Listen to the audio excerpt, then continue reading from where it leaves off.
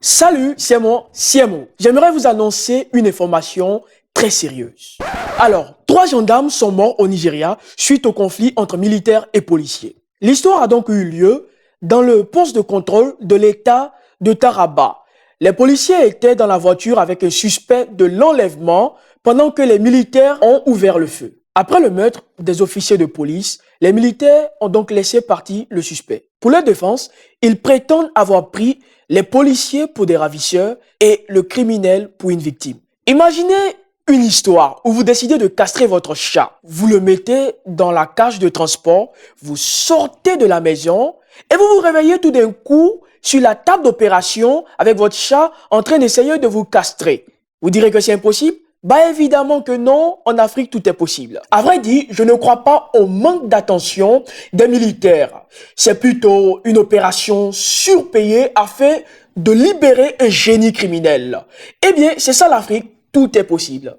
Une triste ironie, le vrai ravisseur a plus de chance, car il était pris pour une victime qui était transportée par des policiers qui étaient pris pour des ravisseurs. Bref, si je ne suis pas complètement perdu, le criminel reste en liberté et les militaires ne risquent pas d'être accusés du meurtre. Mes condoléances à la famille des victimes, courage, tout ira bien.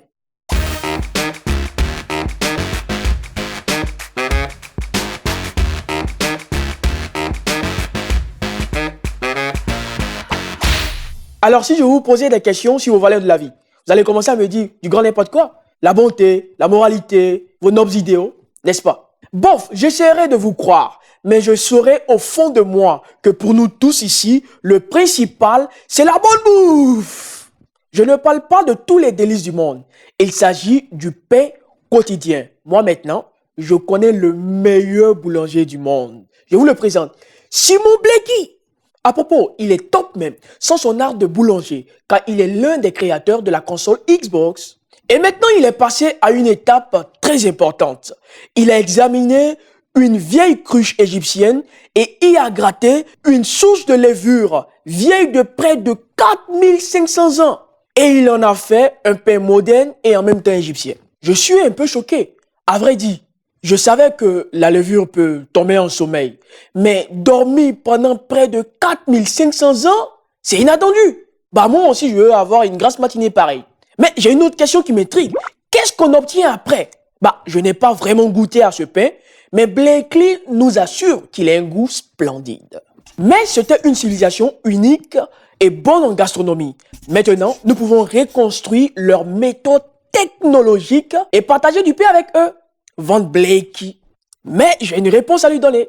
Car je connais le prochain pas. Cette bonne levure en pleine forme après le sommeil pourrait lui donner une bonne bière. Non, Bélix, pas toi, tu es tombé dedans quand tu étais petit. Oui. Bon. Je dois avouer que j'ai trop peur quand je vois plus de 3 femmes se mettre ensemble. Si à ce moment-là, elles sont pas en train de parler de beauté ou de shopping, je commence à avoir des doutes. Elles sont en train de comploter quelque chose de mauvais. Dans le meilleur des cas, elles discutent à quel point tous les hommes sont les mêmes. Et au pire des cas, il n'y a pas de limite. Ça a été prouvé par 20 000 femmes sud-africaines en 1956. Un jour, elles se sont rassemblées et elles ont battu les pavés jusqu'au bâtiment de l'administration présidentielle. Par cette manifestation, elles ont annoncé que le monde est sévère. Et il n'y a rien à mettre. Ok, pardon, je me suis emporté. Avant qu'on ne m'accuse de sexisme sur les blagues des réunions féminines, j'aimerais que vous sachiez que je suis impressionné par ces femmes jusqu'au plus profond de moi. Parce qu'elles luttaient pour ces droits qui, sans blague, ont été vraiment bafoués et qui le sont toujours dans certains pays africains. Alors que les Sud-Africains ont non seulement réussi à tourner la situation en leur avantage, même si ce n'est seulement qu'en Afrique du Sud, mais elles ont obtenu un jour férié pour toute la nation. On leur doit un remerciement spécial pour ça. Mais bien sûr, de la part de tous les hommes sud-africains. Je me demande ce que diraient les femmes sud-africaines à propos d'un habitant du village de Madzenka qui est accusé de la détention de Mumbobobo.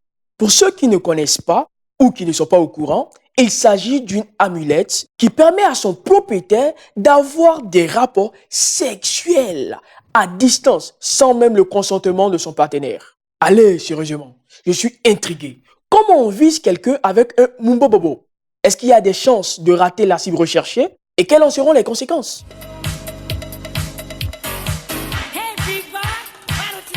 Le progrès africain a-t-il déjà atteint ce niveau? Et le plus important, quel sera le sort du pauvre idiot qui croit en toutes ces conneries? D'ailleurs, cette affaire est déjà l'objet d'une procédure judiciaire.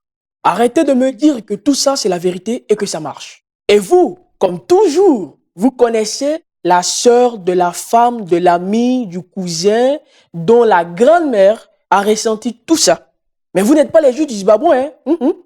Alors laissons ce pauvre gars avec son mumbo-bobo et ses fantaisies sexuelles entre les mains de la justice locale. Et bien maintenant, je vais admirer notre boulanger d'Égypte. Mais entre-temps, il faut obligatoirement que vous appuyez sur le bouton rouge. Il faut que ça devienne gris et ça vite. Je ne sais même pas pourquoi c'est encore rouge. Eh bien, on se voit la semaine prochaine. Mais ne vous inquiétez pas, je vous prépare encore des informations les plus chaudes d'Afrique. Mais c'est à vous de garder la bonne humeur en likant la vidéo. Merci et à bientôt.